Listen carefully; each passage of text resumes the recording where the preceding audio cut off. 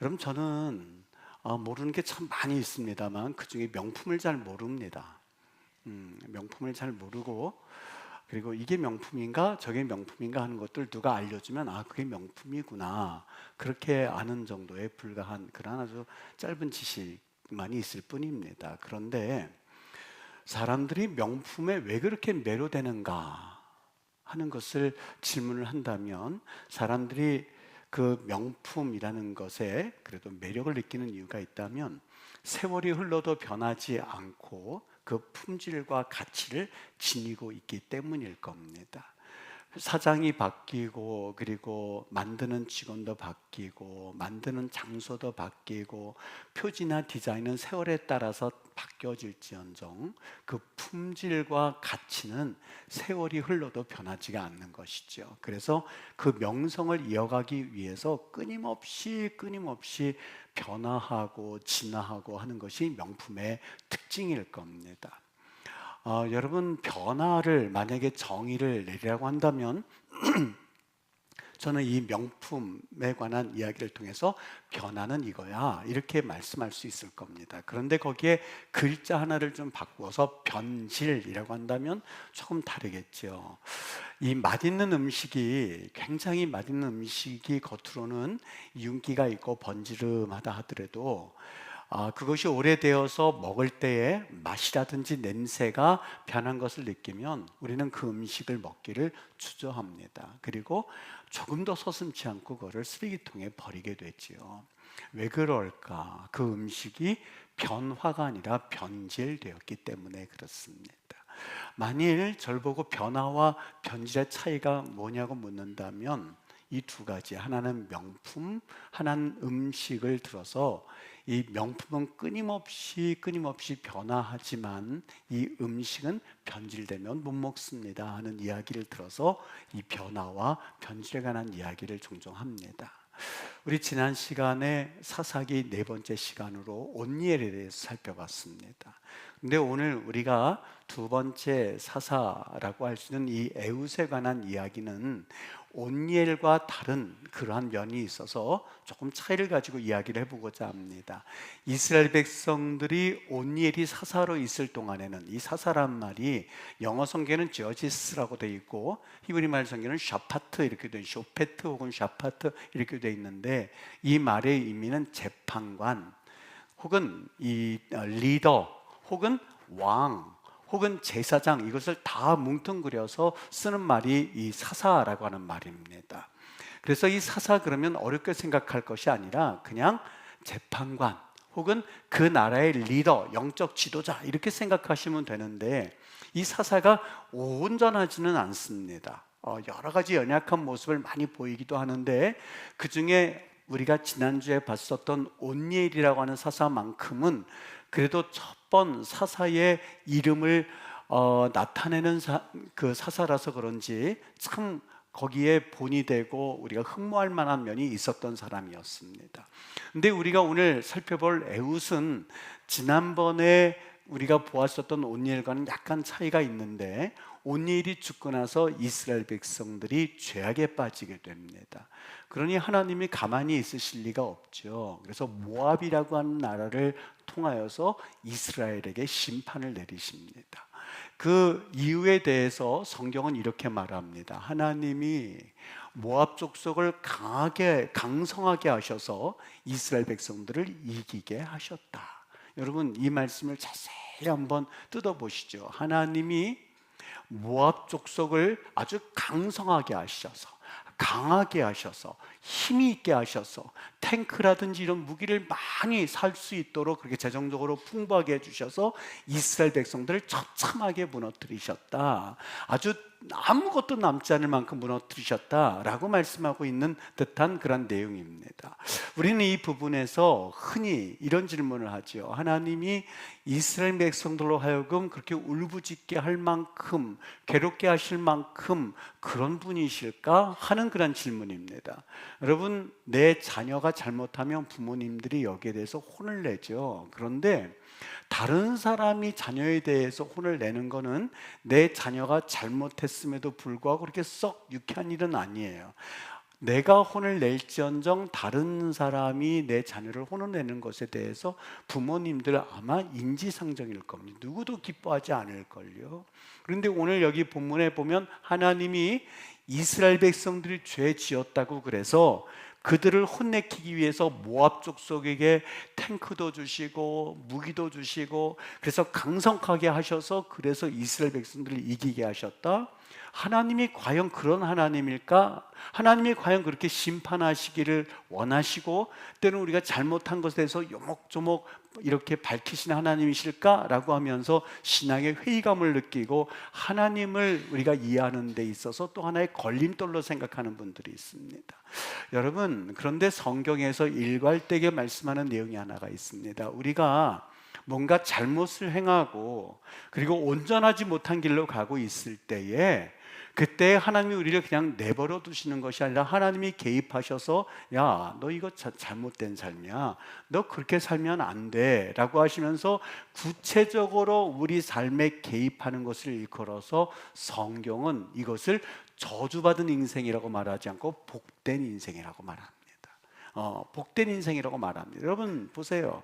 만일 우리가 그렇게 살도록 내버려 둔다면, 그래서 내 마음대로 살고 계획대로 살고 그리고 그 자신의 뜻대로 살았을 경우에 결국은 죄에 매여서 우리가 파멸의 길로 갈 수도 있기 때문에 하나님이 내 인생에 빠르면 빠를수록 그래 내 인생에 개입해 주신 것이 얼마나 감사한지 모릅니다.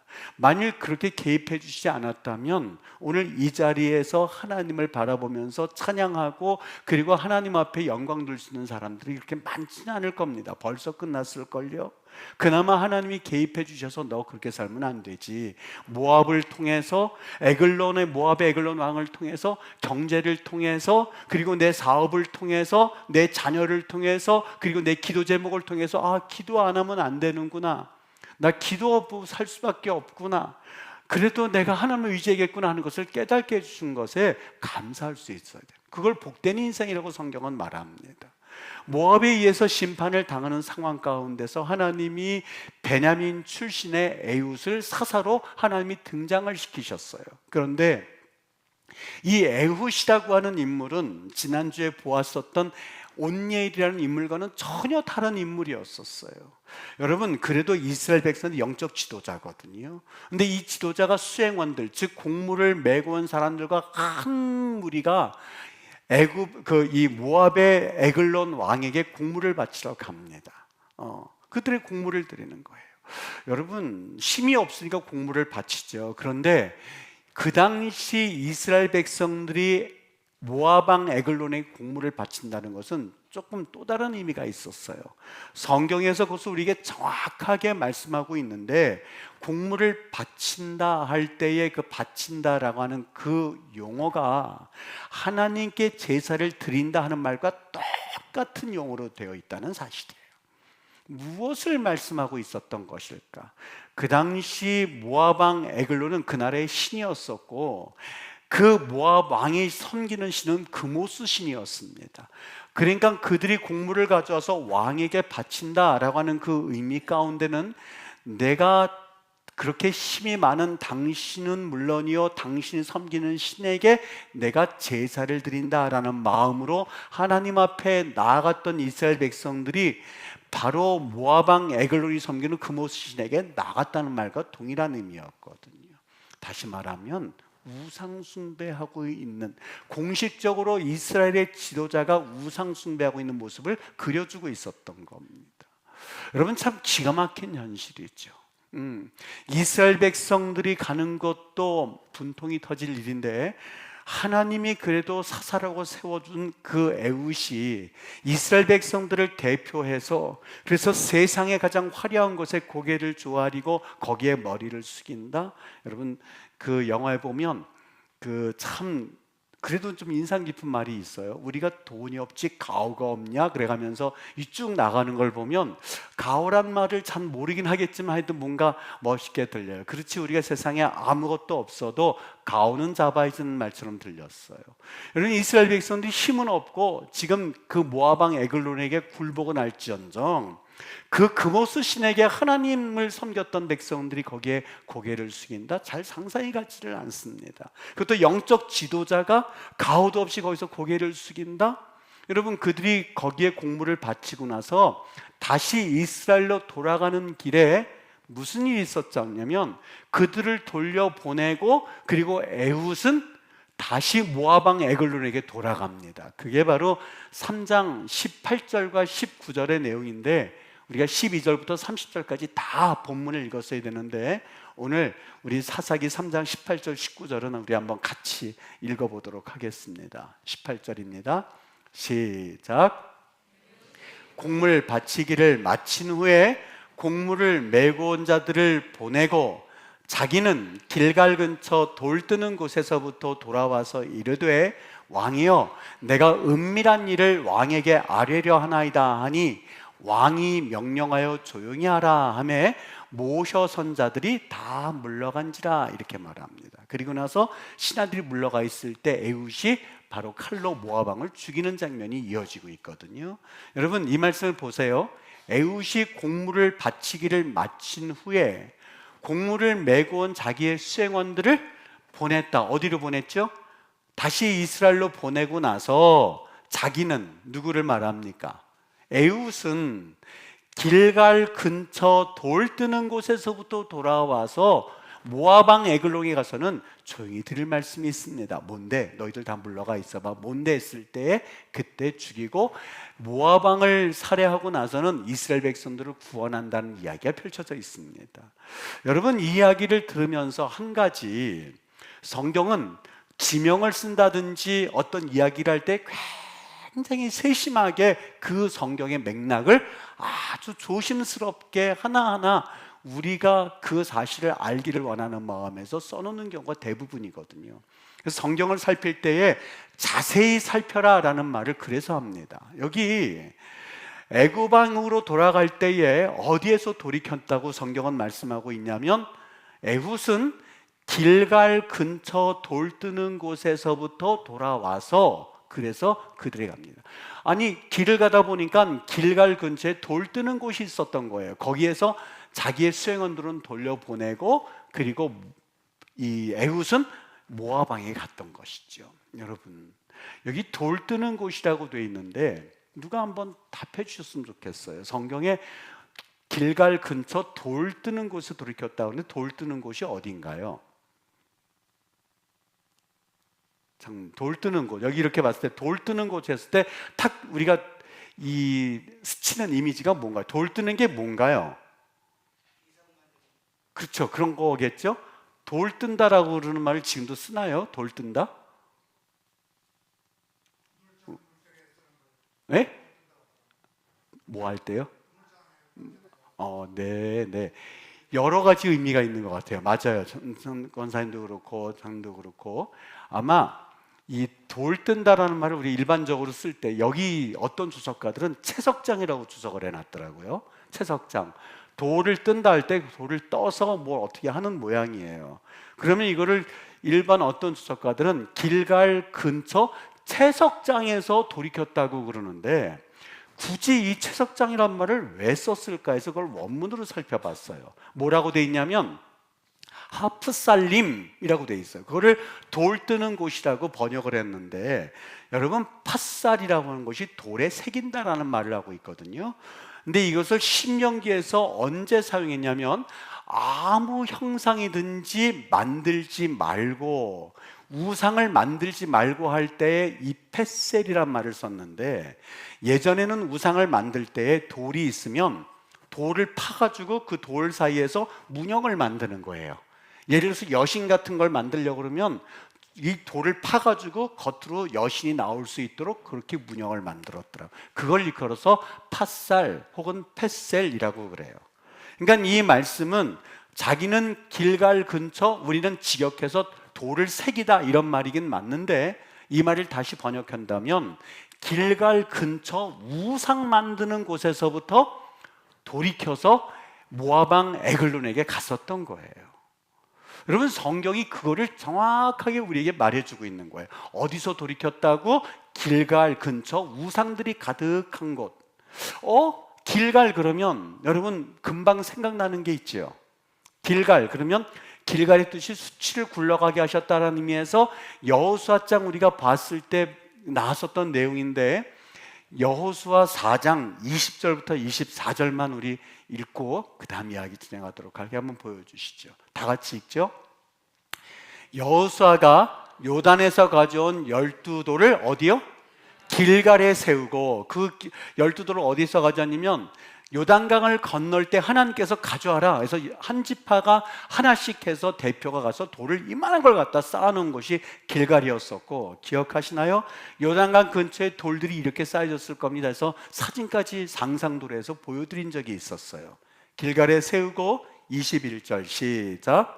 이스라엘 자손들에게 말하 이르되 후일에 너희의 자손들이 그들의 아버지에게 묻기를 이 돌들이 무슨 뜻입니까 하거든 너희는 너희 자손들에게 알게 하여 이르기를 이스라엘이 마른 땅을 밟고 이 요단을 건넜습니다. 너희의 하나님 여호와께서 요단물을 너희 앞에서 마르게 하사 너희를 건너게 하신 것이 너희의 하나님 여호와께서 우리 앞에 홍해를 말리시고 우리를 건너게 하심과 같았나니 이는 땅의 모든 백성에게 여호와의 손이 강하신 것을 알게 하며 너희가 너희의 하나님 여호와를 항상 경외하게 하려 하심이라 하라. 왜 만들었다고요? 아니 아버지, 여기 길갈에 왜 돌 12개가 있는 겁니까? 그거는 애굽 땅에서부터 너희들이 광야를 거쳐서 요단강을 건널 때 홍해를 갈라주신 것처럼 요단강도 갈라주셔서 맨 밑바닥에 있는 돌을 놨기 때문에 이 돌을 보면 야, 하나님이 우리한테 그런 은혜를 주셨구나, 야, 하나님이 우리에게 그런 놀라운 일을 행하셨구나 하는 것을 기억하게 하기 위해서 그 12돌을 쌓은 장소가 어디라고요? 그게 길갈이었었어요. 길갈. 여러분, 우리 고향 하면은 왠지 모르게 푸근하시죠? 고향 추석 때 아니면 구정 때 가면 왠지 모르게 어렸을 때 저렇게 뛰어노는, 전 초등학교 가보면 야, 이렇게 그때는 이 교실이 커 보이는데 이렇게 작았었구나 하는 생각이 들어요. 그 아득한 옛날 추억이 잠기게 되거든요. 길갈 그러면 그들이 무슨 생각을 했었어요? 야, 하나님이 우리를 그 요단강을 건너주셔서 하나님이 배 한 척 없었을 때에 야, 봐라, 그때 요단강이 쫙 갈라지는데 와, 홍해 같았었어. 우리 그때 배 만들 생각도 못했는데 하나님이 갈라주셨거든. 이 돌만 보면 생각나는 장소가 길갈이었었거든요. 하나님의 거룩한 임재가, 그리고 하나님의 위대하심과, 그리고 우리는 아무것도 아니지만 하나님의 그 놀라운 권능을 기억할 수 있었던 장소가 길갈이었었어요. 그때 이스라엘 백성 노예에 불과했었어요. 정말 영적으로 애기였었어요. 근데 홍해도 갈라주시고, 그리고 이 광야 한가운데서 하나님께서 만나도 내려주시고, 그리고 하나님 구름 기둥 불 기둥 해주시고, 이젠 요단강 어떻게 하나 했더니 하나님께서 법궤를 맨 제사장들이 발바닥 닿자마자 요단강을 쫙 갈라주시는데, 그때 너무너무 감격스러웠고 감격에 젖어 있고 눈을 떠서 봤더니 거기 지금 현장은 어떻게 됐어요? 길갈 근처 우상이 득실득실득실하는 곳으로 바뀌어져 있었던 거예요. 여러분, 그 길갈이란 말이 우리의 수치를 굴러가게 하셔서 하나님 백성 삼아주셨다는 것이 길갈이었는데, 지금은 어때요? 수치가 다시 굴러 들어와서 이젠 조금 전에는 그 그모스 신에게 절을 하고, 모아방 에글론에게 그가 절을 하고, 그리고 마치 하나님께 그 제사를 드린 것처럼 정성스럽게 제사를 드리고 온 자기 자신이 얼마나 비참하게 느꼈는지. 내가 사사인데, 내가 하나님의 백성인데, 내가 하나님의 자녀인데, 하나님의 거룩한 사사인데 내가 지금 뭐하고 있었던 거지? 라고 하면서 정신이 후닥닥 들었던 장소가 바로 길갈 근처 돌 뜨는 곳이었었어요. 얼마 전에 기독교 인터넷 카페에서요, 아주 엄청난 이야기가 돌았었는데, 신문 찾아보시면 아마 다 사실이라는 걸 느껴지실 거예요. 이름이 마티 샘슨이라고 하는 그 힐송 철치의 유명한 찬양 사역자입니다. 그 달린책, 처음에 힐송이 시작된 달린책 목사님과 같이 길을 같이 했었던 초창기 개척 멤버거든요.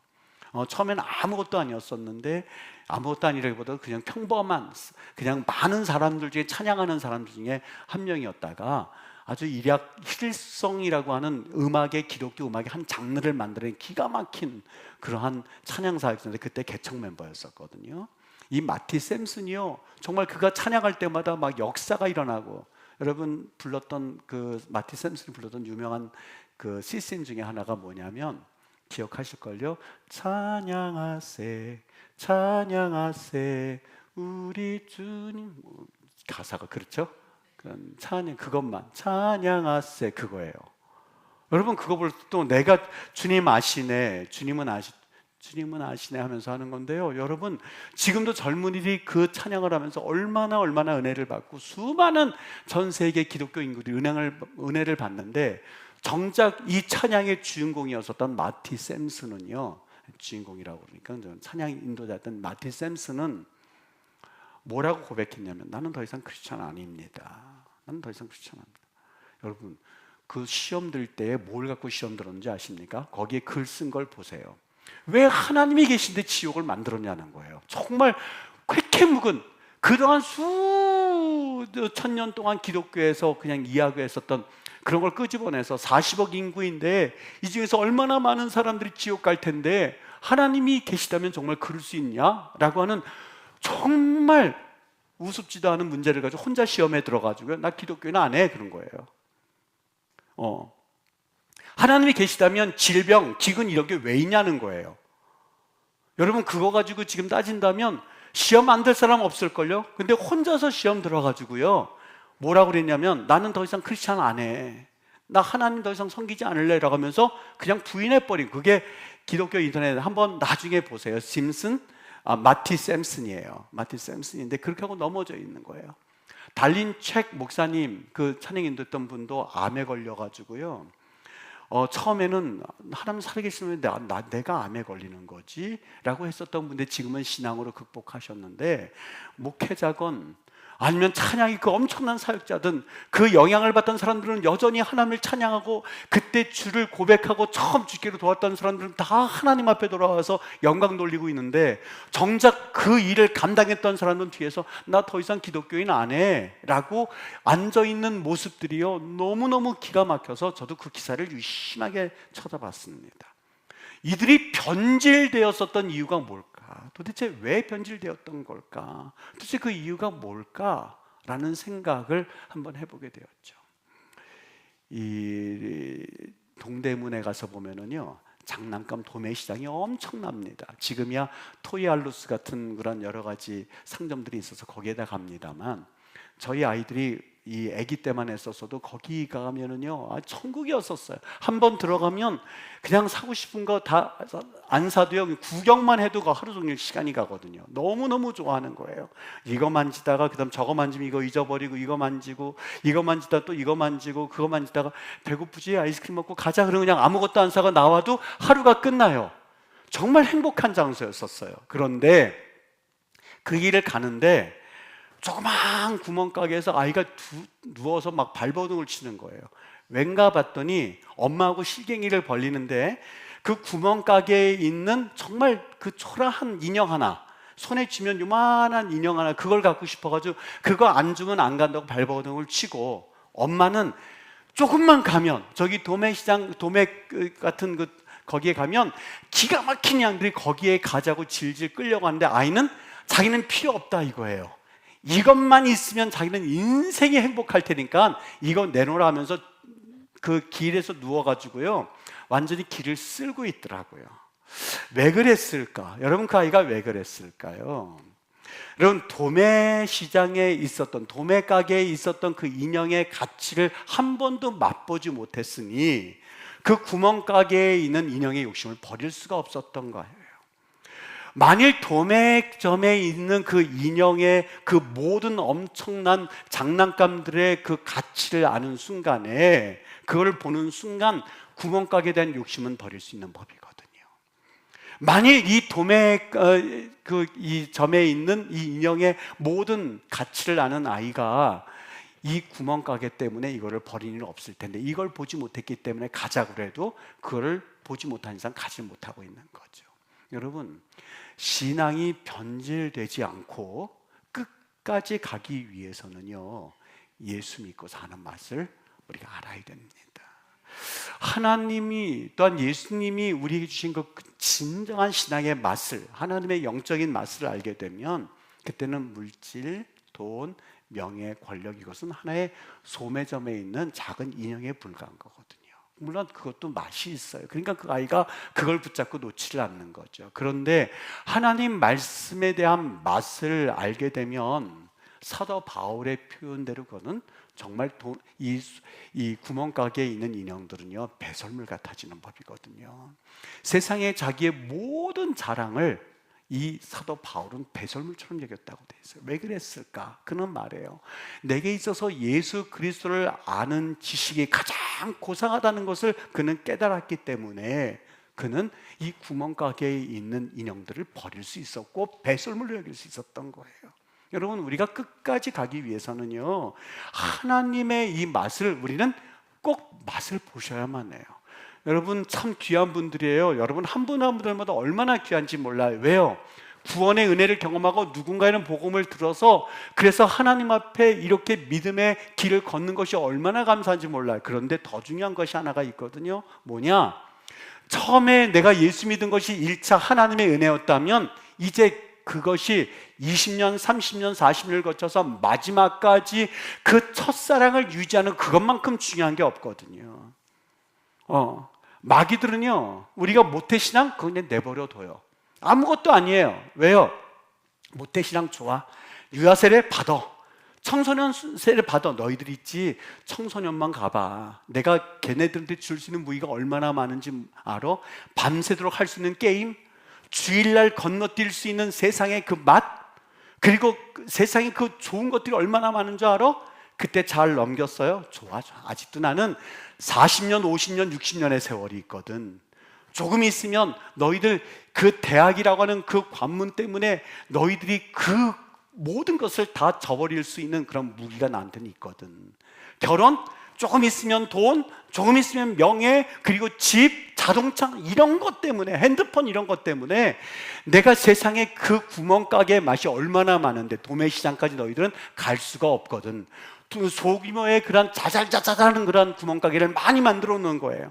그 길을 거쳐야 가야 되는데 그 아이는 여기에 눈을 빼앗겨서 이 도매시장의 맛을 정말 엄마 손에 끌려서 구원은 받았지만 갈 수가 없는 거예요. 왜요? 도매시장 하나는, 여러분 옛날에 우리 그 불량식품 얼마나 맛있었어요. 지금도 GS25에 가서 보면 나는 눈길이 가는 게 뭐가 있냐면 쫀득이 있죠. 쫀득이 이렇게 긴 거. 여러분들은 고급스러워서 아마 그런 걸 맛보지 못하셨을 수도 있어요. 저희는 조금 천하게 자랐어요. 그래서 쫀득이라고 하면 너무너무 감사했어요. 그 불에, 연탄불에 구워서 먹으면은요, 정말 그런 맛은 아마 없을걸요. 여러분 맛보셨습니까? 저는 25에 가보면 하나가 사고 싶은 게 있다면 그 쫀득이 한번 해서 지금 연탄불에 한번 거보면 어떤 맛일까 하는 생각이 여전히 들어요. 여러분 보세요. 구멍가게 거기를 거치면서 내게 눈에 맞는 인형들과 조그만 자잘자잘한 것들 때문에 이 도매점에 있는 엄청난 것을 맛보기까지는요, 사탄이 그래, 유아세례 받아, 신앙생활 하는 것처럼 그냥 내가 내버려둬, 괜찮아, 조금 잘 되게 내버려둬요. 여러분 70년, 80년이라는 세월을 걸어가야 되는데 구원의 그 은혜를 여러분 그때까지 유지할 수 있느냐는 거예요. 다 변질돼요. 음식 변질되면 버리는 것처럼요, 여러분 처음 예수를 50년, 60년에 믿은 사람은 그래도 끝까지 가는데 그 세월이 길면 길수록 한 번 변질되면, 오늘 조금 아까 봤었던 마티 샌슨처럼 알 거 다 알고 경험할 거 다 경험하고, 성령 충만이라는 게 뭔지도 알고 성경이 뭔지도 잘은 모르지만 대충은 아는 것 같고 하다 보면은요, 절대로 그 길에서 벗어날 수가 없다니까는요. 아이들 이기는 엄마가 없는 것처럼요, 그 아이들이 구멍가게 한번 눈이 꽂히면은요, 그냥 그거 사고 집으로 가도 아마 그는 만족할지도 몰라요. 여러분, 한번 맛보았다고 한다고 해서 그게 끝까지 유지되지가 않아요. 맛보는 것도 필요하고 예수를 아는 지식이 고상하는 것을 필요하지만 여러분 그 가운데 그걸 유지할 수 있어야만 하는데, 어느 날 예수님이 제자들에게 한 가지 귀한 숙제를 주고 3명을 데리고 변화산에 올라가셨어요. 9명의 제자들이 남았어요. 누군가 왔어요. 우리 아들 좀 고쳐주십시오. 그럼요. 과거에 우리 경험해 봤거든요. 성령의 충만해서 경험해 봤거든요. 데리고 오세요. 9명이 땀을 뻘뻘 흘리면서 안수했어요. 근데 그 아이가 고쳐지지 않는 거예요. 망신스러웠어요. 제자들이 왔어요. 예수님, 한 가지 의논 드릴 게 있습니다. 우리가 왜 쟤를 고치지 못했죠? 너희들 있잖아, 방법이 이래 하고 방법을 알려주신 것이 아니라 예수님이 그때 제자들에게 한 말씀 하세요. 기도 외에는 이런 유가 나갈 수 없느니라 라고 말씀하세요. 그들은 깨달았어요. 그렇구나. 과거에 내가 고쳐본 경험이 있다고 해서 손을 댄다고 해서 고쳐질 수 있는 게 아니었구나. 그때 고칠 수 있었던 것은 기도했기 때문에 고쳤고, 여기에도 간절히 사모하면서 기도할 때에 고칠 수 있는데 기도가 없었구나 하는 것을 그는 깨달았던 거예요. 여러분, 전에는 귀신을 쫓아냈지만 왜 못했다고요? 그들의 경험이, 그들의 짧은 지식이 오히려 그들이 그 아이를 고치는데 방해가 될 수 있었던 거예요. 방해밖에 안 됐던 거예요. 예수 그리스도를 아는 지식이 고상하다는 것을 알았다 한다 할지라도요, 여러분, 우리 조금만 게을러지면, 방심하면 세상 구멍가게의 유혹에 빠져서 도매점의 가치를 잊어버리는 게 우리예요. 여호와의 맛보심을 맛보아 아는 것이 중요하다고 그랬는데, 반복해서 매일매일마다 하나님의 은혜를 여러분 매일같이 체험해야만 합니다. 중요해요. 여러분, 방심하지 마세요. 신앙생활이 결코 쉽지 않아요.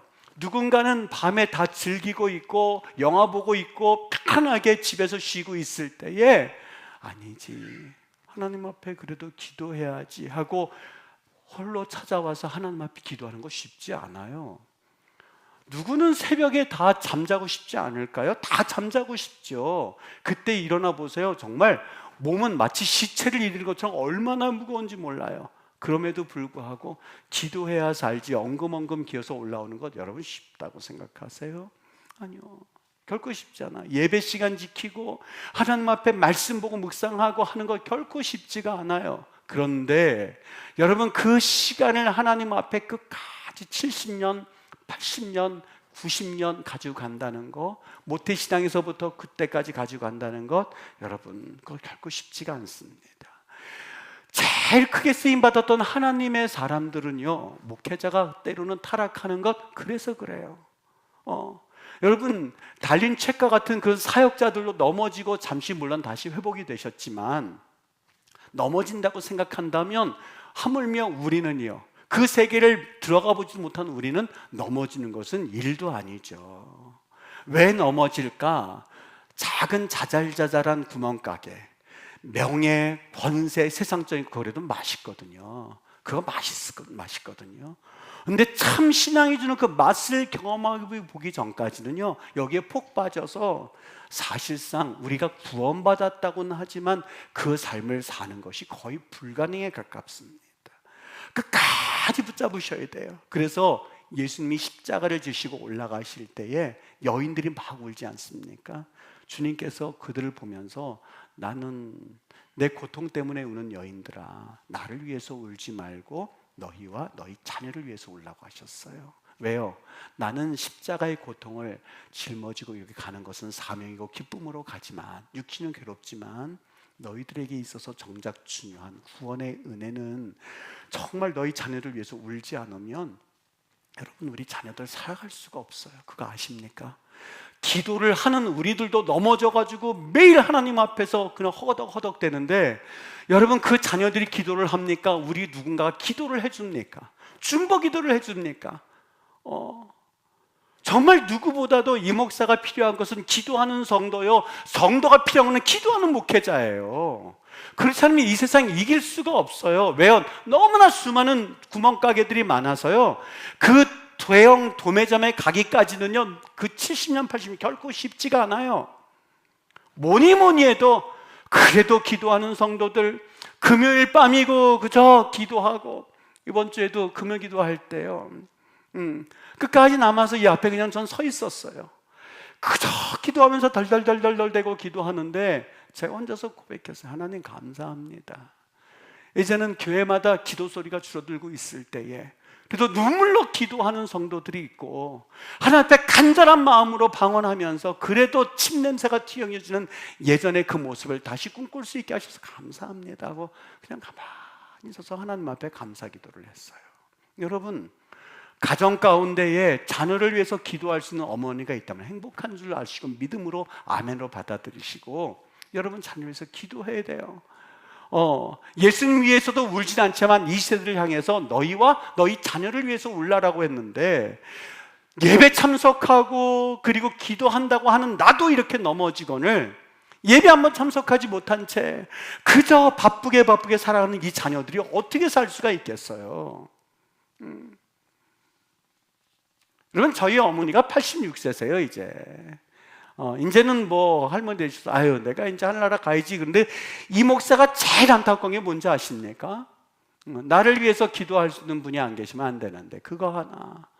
물론 너무 이기적인 걸지도 모르겠지만 여러분, 정말 부모로서 해줄 수 있는 가장 중요한 하나를 고르라고 한다면 기도해 주셔야 돼요. 사도 바울 변화받은 사람이에요. 변질되지 않고 변화받은 그 사람은 끝까지 복음 전하는 사도로서의 삶을 살아갔어요. 여러분, 누구나 할 것 없이 길갈은 있거든요. 그러니까 이 자리에 와 계시죠. 길갈은 있거든요. 그런데 그 길갈이 돌 뜨는 곳 우상으로 변해져 있는 영혼들이 많이 있을 겁니다. 왜요? 소매점들이 많기 때문에. 물질 맛있죠. 이것만큼 맛있는 게 어디 있어요? 내가 예배 한번 빠지고 예배 한번 걸리면 그 물질이 우르르 들어온 분들에게 여러분 물질 맛있죠. 권력 맛있죠. 명예 맛있죠. 그래도 뭐가 있을까요? 세상의 이성 맛있죠. 세상에 취해될 거 너무너무 맛있죠. 그런데 여러분, 길갈에 돌 뜨는 곳에서 돌이키는 에웃의 모습을 보면서 여러분, 이것이 우리를 향한 하나님의 도전이 되기를 주의 이름으로 축복합니다. 30분도 좋고 15분도 좋습니다. 여러분, 하나님과 대면하는 그 시간이 심지어는 회사 화장실이어도 괜찮아요. 화장실은 어때요? 거기 가서서 핸드폰 가지고 가서 여호와는 나의 목자시니 하나님 그냥 앉아서 있는 거죠. 뭐 옷을 입은 상태에서 하나님 감사합니다. 오늘 나에게 이 말씀이시죠. 그렇죠 주님. 정신 잃지 않고 예수님 바라보게 해주세요. 나 기도하기를 원합니다. 화장실로 가는 거죠. 군에 가 있는 분들이 있다면 항상 으슥한 데가 어딘지 아세요? 짬밥통이죠. 그 옆에 가서 기도하는 거죠. 무릎 꿇고 하나님 저기서 살려주셔서 감사합니다. 하나님 우리 자녀들 위해서 기도합니다. 여러분, 자녀들은 뭘 먹고 살아요? 부모의 기도 먹고 살아요. 부모의 기도 먹고 살아요. 그 자녀가 그나마 지금 존재할 수 있는 이유가, 버틸 수 있는 이유가 여러분들이 기도하고 있기 때문인데, 난 기도 안 하는데요, 누군가는 기도하고 있기 때문인데, 그 누군가가 누가 되셔야 되나? 여러분과 내가 되셔야 돼요. 오늘 길갈 돌 뜨는 곳에서 다시 에글론이라고 하는 그 모압 왕에게 가기까지 에웃은 생각했을 거예요. 이 길갈이 어떤 장소인데 이렇게 우상으로 천지가 돼가지고 이렇게 변했을까? 내가 이거는 못 보지 라고 해서는 그때 너희들은 가라.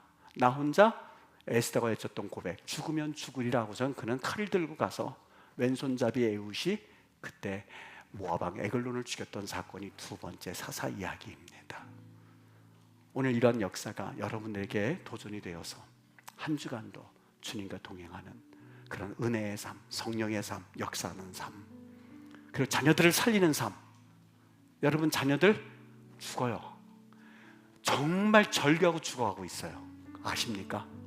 얘기 한번 들어보세요. 정말 그 이야기 전체 내용을 요약해서 말하면 아빠, 엄마 나 기도해줘. 죽을 것 같아. 그 소리예요. 왜 안 하는지 아세요? 해봤자 소용이 없으니까. 기도 안 할 줄 알고 있으니까. 해도 해결점이 없으니까 말을 안 해요. 그나마 하는 게 감사해요. 내용을 요약해서 말하면 나 기도해 주지 않나 죽을 것 같아. 그 소리예요. 요약해서 말하면. 근데도 안 해요. 죽을 때까지. 저는 이 말씀이 우리 부모된 우리에게 정말 잘 박힌 못처럼 콕콕 찌르는 못이 되어서 도전하고 일깨워서 기도하고 하나님 앞에 부르짖는 그런 역사의 현장에 여러분이 초청하니 여러분 기도함으로써 다시 한번 자녀들 살리고 하나님 앞에 나아가는 그런 거룩한 도전이 되시기를 예수의 이름으로 축원합니다. 축원합니다.